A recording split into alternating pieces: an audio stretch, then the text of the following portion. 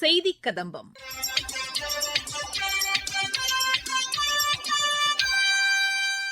இன்றைய செய்திக் கதம்பத்தில் இந்திய பொருட்களுக்கான இறக்குமதி வரியை அமெரிக்கா 18% குறைத்துள்ளதற்கு திருப்பூர் ஏற்றுமதியாளர் சங்கம் வரவேற்பு தெரிவித்துள்ளது.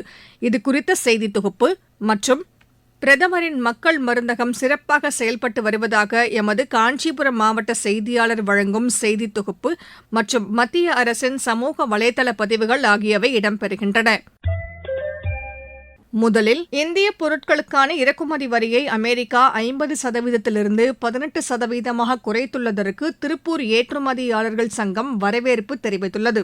இதன் மூலம் பின்னலாடை தொழில் மீண்டும் புத்துணர்ச்சி பெறும் என்று திருப்பூர் ஏற்றுமதியாளர் சங்க தலைவர் திரு சுப்பிரமணியன் தரும் தகவல் மற்றும் திருப்பூர் ஏற்றுமதியாளர் சங்கத்தின் செயற்குழு உறுப்பினர் திரு ராமு தரும் செய்தி தொகுப்பு ஆகியவை இடம்பெறுகின்றன. மாண்புமிகு பாரத பிரதமர் திரு நரேந்திர மோடி அவர்கள் தலைமையில் இந்தியா அமெரிக்காவுடனான வர்த்தக ஒப்பந்தம் நடைபெற்றுள்ளது. இதன் காரணமாக 25 + 25 50% இருந்த வரி விதிப்பு இன்று குறைக்கப்பட்டு 18% கிடைக்கப்பட்டுள்ளது. இது திருப்பூர் ஏற்றுமதியாளர் சங்கத்துக்கு கிடைத்த பெரிய வரப்பிரசாதமாகும். இங்குள்ள ஆயத்த ஆடை உற்பத்தியாளர்கள் அமெரிக்காவுக்கு 30% ஏற்றுமதி செய்கிறார்கள். கிட்டத்தட்ட ஒரு 15,000 கோடி ரூபாய்க்கு வர்த்தகம் நடைபெறுகிறது. இந்த வர்த்தகமானது வருகின்ற 3 ஆண்டுகளில் 2 மடங்காக இதனால் அதிகரிக்க வாய்ப்புள்ளது. இதனால் ஒரு 5 லட்சம் புதிய வேலைவாய்ப்புகள் பெருக வாய்ப்பு இருக்கிறது. வரலாற்று சிறப்புமிக்க வர்த்தக ஒப்பந்தத்தை மேற்கொண்ட இந்திய அரசுக்கு ஆயத்த ஆடை உற்பத்தியாளர் சார்பாக மனமார்ந்த நன்றியை தெரிவித்துக் கொள்கின்றேன். ஆயத்த ஆடை வியாபாரத்தில் ஒரு பெரிய மைல்கல்லாக அமையும் திருப்பூருக்கு ஒரு பெரிய வரப்பிரசாதமாக இந்த ஒப்பந்தத்தை பார்க்கின்றோம். நமது ஏற்றுமதியாளர்கள் மிகுந்த மகிழ்ச்சி. 18% டாரிஃபாக அமெரிக்கா மாற்றியது ஏற்கனவே எல்லாருக்கும் தெரியும். இந்தியாவுக்கு 25% விதித்திருந்தார்கள். திரும்பியும் 25% விதித்து 50% ஆக்கப்பட்டது. 50% ஆக்கப்பட்ட பிறகு எக்ஸ்போர்ட் குறைஞ்சிட்டு வந்துச்சு. இப்போ இந்த 18% பண்ணது மற்ற நம்ம போட்டி நாடுகளை கம்பேர் பண்ணுறப்போ நம்ம தான் ரொம்ப கம்மி. 18% தான் கம்மியான டேரிஃப். அது நம்மளுக்கு ஒரு வின் சுச்சுவேஷனாக இருக்குது. வரி குறைப்பினால் நம்ம திருப்பூருக்கு ஆர்டர்ஸ் ஜாஸ்தி வர்றதுக்கு எக்ஸ்பெக்ட் பண்ணுறோம். நெல்லை புத்தக திருவிழா குறித்து எமது திருநெல்வேலி மாவட்ட செய்தியாளர் வழங்கும் தகவல். நெல்லை பொருணை புத்தக திருவிழா இன்று தொடங்கி 12 நாட்கள் நடைபெறுகிறது. நெல்லை மாவட்ட நிர்வாகம் சார்பில் 9வது பொருணை புத்தக திருவிழா இன்று தொடங்கி வருகிற 22ஆம் தேதி வரை நடைபெறுகிறது. இந்த புத்தக திருவிழா மாநகராட்சி எதிரே உள்ள வர்த்தக மையத்தில் நடைபெறுகிறது. மேலும் இந்த புத்தக திருவிழாவில் பண்பாட்டு அழகியல், வரலாற்று பெருமைகள், கலை இலக்கிய பெருமைகள், இயற்கை செல்வங்கள் ஆகியவற்றை அனைத்து மக்களும் தெரிந்து கொள்ளும் வகையில் புத்தக திருவிழா ஏற்பாடு செய்யப்பட்டுள்ளது. சுமார் 115 முன்னணி பதிப்பகங்களைச் சேர்ந்த 1 லட்சத்திற்கும் மேற்பட்ட புத்தகங்கள் இந்த புத்தக கண்காட்சியில் இடம்பெற உள்ளது. மேலும் இலக்கிய போட்டி, தேர்வுகள், சுய முன்னேற்றம் மற்றும் ஆங்கில நூல்கள் ஆகியவை இடம்பெறும் வகையில் புத்தக அரங்குகளும் அமைக்கப்பட்டுள்ளது. மேலும் இந்த புத்தக திருவிழாவில் புத்தகங்கள் மட்டுமின்றி செயற்கை நுண்ணறிவு தொழில்நுட்பம், அறிவியல் நிகழ்வுகள், பழங்கால பொருட்கள், ஓவியம், இயற்கை விளைபொருள், உயர்கல்வி வழிகாட்டல் என பல்வேறு கண்காட்சி அரங்குகளும் இடம்பெறுகின்றன. புத்தக கண்காட்சி நடைபெறும் நாட்களில் சாகித்ய அகாடமி விருதாளர்கள் உள்ளிட்டோர் நிகழ்த்தும் பல்வேறு கருத்தரங்குகளும் கலை நிகழ்ச்சிகளும் நடைபெறுகிறது. இந்த புத்தக திருவிழா குறித்து மாவட்ட நிர்வாகம் சார்பில் பல்வேறு வகைகளில் பொதுமக்களிடையே விழிப்புணர்வு ஏற்படுத்தப்பட்டு வருகிறது. பிரதமரின் மக்கள் மருந்தகம் சிறப்பாக செயல்படுத்தப்பட்டு வருவதாக எமது காஞ்சிபுரம் மாவட்ட செய்தியாளர் தரும் செய்தி தொகுப்பு.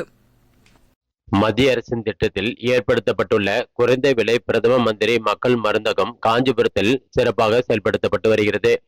ஏழை மக்களும் மலிவு விலையில் மருந்துகள் வாங்க வேண்டும். மருந்துகள் வாங்க இயலாமல் ஏழைகள் உயிர் இழக்கக்கூடாது. எனவே தான் நாடு முழுவதும் மக்கள் மருந்து மையங்கள் திட்டமிடப்பட்டுள்ளது. மத்திய அரசின் பிரதம மந்திரி ஜன் ஔஷாதி கேந்திரா திட்டம் கொண்டு வரப்பட்டு நாட்டின் பல இடங்களில் குறைந்த விலை மருந்துகள் துவக்கப்பட்டுள்ளன. காஞ்சிபுரம் வரதராஜ பெருமாள் கோவில் சன்னதி தெருவில் இம்மருந்தகம் சிறப்பாக செயல்படுத்தப்பட்டு வருகிறது. இது குறித்து கடை உரிமையாளர் கௌரி கூறுகையில், இங்க சின்ன காஞ்சிபுரத்துல மக்கள் மருந்தகம் அப்படிங்கிற மெடிக்கல் ஷாப் நடத்திட்டு வரோம். இது சென்ட்ரல் கவர்மெண்டோட இது மோடியோட ஸ்கீம்ல நாங்க ஆரம்பிச்சிருக்கோம். இந்த ஷாப் ஒரு 4-5 வருஷமா எங்களுக்கு போயிட்டு இருக்கு. ஆரம்பிச்சு நடத்திட்டு வரோம். ஸோ இந்த ஷாப்ல சுகர் மாத்திரை, பிபி மாத்திரை, ஸோ இன்னும் சில கேன்சருக்கு இந்த மாதிரி சில மெடிசன்ஸ் எல்லாமே ரொம்ப வாங்கி சாப்பிட்றதுக்கு கஷ்டப்படுற மெடிசன்ஸ் எல்லாமே இங்க ரொம்ப கம்மி விலையில கிடைக்குது. அதனால நிறைய பேர் இங்க அவங்களுக்கு ரொம்ப பட்ஜெட்ல ரொம்ப கம்மியா இருக்குங்கிறதுனால நிறைய பேர் நல்லா வாங்கிட்டு போறாங்க. அவங்களுக்கும் அது ரொம்ப யூஸாகவும் இருக்கு. இது குறித்து பயனாளிகள் கூறுகையில், என் பெயர் சரண்யா, சின்ன காஞ்சிபுரம். இங்க மத்திய அரசால் அங்கீகரிக்கப்பட்ட மக்கள் மருந்தகம். இதுல நாங்க குறைஞ்சபட்சம் 4 வருஷமா பிபிக்கு, சுகருக்கு, தைராய்டுக்கு எல்லாத்துக்கும் டேப்லெட் வாங்கிட்டு இருக்கோம். மற்ற கடையை கம்பேர் பண்ண போனா இங்க நம்மளுக்கு குறைந்த விலையில எல்லாமே கிடைக்குது. மத்திய அரசுக்கு நன்றி. என் பேர் பாத்தீங்கன்னா வி பொன்னம்பலம். நான் பாத்தீங்கன்னா மந்த்லி அப்பாவுக்கு சுகர் இருக்கு. மந்த்லி பாத்தீங்கன்னா மக்கள் மன்ற மெடிக்கல் தான் எப்பவுமே மருந்து வாங்க. ஃபர்ஸ்ட் பாத்தீங்கன்னா வெளி மருந்து எல்லாம் வாங்கிட்டு இருந்தேன் நிறைய இடத்துல. அங்கெல்லாம் பாத்தீங்கன்னா மந்த்லி 1500 கிட்ட வரும் ஒரு மருந்தும். மிச்சபடி இங்க மக்கள் மருந்துன்னு சொல்லிட்டு நிறைய பேர் சொன்னாங்க. மத்திய அரசோட மக்கள் மன்றம் அங்க மந்த்லி வாங்க சொல்ல 1500 கொடுத்து வெளியே வாங்கின மருந்து எல்லாமே இங்க 500 முடிஞ்சிடுச்சு. இதனால நம்மளுக்கு நிறைய 1000 கிட்ட சேவிங் ஆயிடுச்சு. அதெல்லாம் பார்த்தா அந்த மருந்துக்கு இந்த மருந்தும் பார்த்தீங்கன்னா அந்த விஷயமும் இல்லை. சுகர் அவருக்கு இன்னும் கம்மியாக தான் ஆகிடுது தவிர அதிகமாலாம் இல்லை. அதே மருந்து தான் எல்லாமே. இந்த டாக்டர் ரெஃபர் பண்ணாலும் பரவாயில்ல போடலாம் தான் சொன்னார். எந்த பிரச்சனை இல்லை. இதை கொண்டு வந்த மத்திய அரசுக்கு மிக்க நன்றி. மத்திய அரசின் சமூக வலைதள பதிவுகள். சத்தீஸ்கட்டின் பஸ்தர் பகுதியில் நக்சல் தீவிரவாதம் 90% ஒழிக்கப்பட்டுள்ளதாக மத்திய உள்துறை அமைச்சர் திரு அமித் ஷா கூறியுள்ளார். பஸ்தர் பண்டும் எனும் கலாச்சார விழாவில் பங்கேற்றது குறித்து தமது சமூக வலைதளத்தில் திரு அமித் ஷா பகிர்ந்துள்ளார். நக்சலைட்டுகள் வன்முறைகள் மூலம் பழங்குடியின மக்களின் பண்பாட்டு மற்றும் சமூக மரபுகளை அழிக்க முயன்றதாக அவர் குறிப்பிட்டுள்ளார். உலகின் முன்னணி இயற்கை உணவு மற்றும் கரிமப் பொருட்களுக்கான வர்த்தக கண்காட்சியில் இந்தியா ஆண்டின் சிறந்த நாடாக தேர்ந்தெடுக்கப்பட்டுள்ளது. மத்திய வர்த்தக அமைச்சகம் வெளியிட்டுள்ள சமூக வலைதள பதிவில், ஜெர்மனியில் நியூரம்பர்க்கில் நடைபெற இருக்கும் பியோஃபேக்ட் அடுத்த மாதம் 10ஆம் தேதி முதல் 13ஆம் தேதி வரை நடைபெற இருப்பதாக கூறியுள்ளது. உலகின் முன்னணி இயற்கை உணவு மற்றும் கரிமப் பொருட்களுக்கான வர்த்தக கண்காட்சியில் இந்தியா ஆண்டின் சிறந்த நாடாக தேர்ந்தெடுக்கப்பட்டுள்ளது.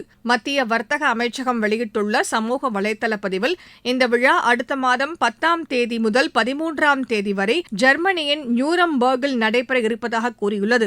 இந்திய ஏற்றுமதி மேம்பாட்டு ஆணையம் 1074 சதுர மீட்டர் பரப்பளவில் ஒரு பிரம்மாண்டமான அரங்கத்தை அமைக்க இருப்பதாகவும் அது தெரிவித்துள்ளது. இதில் 20க்கும் மேற்பட்ட மாநிலங்கள் மற்றும் யூனியன் பிரதேசங்களைச் சேர்ந்த 67க்கும் மேற்பட்ட ஏற்றுமதியாளர்கள், விவசாய உற்பத்தியாளர் அமைப்புகள் மற்றும் கூட்டுறவு சங்கங்கள் இதில் பங்கேற்பதாக அந்த அமைச்சகம் தெரிவித்துள்ளது.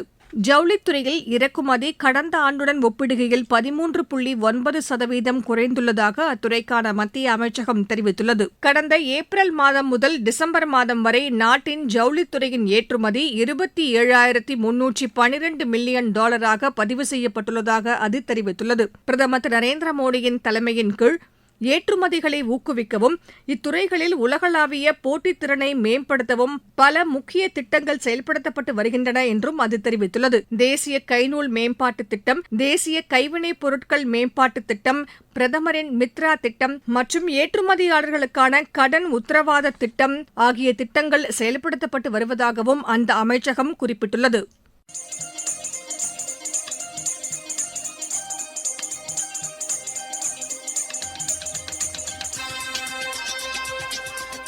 இத்துடன் இன்றைய செய்திக் கதம்பம் நிறைவு பெறுகிறது.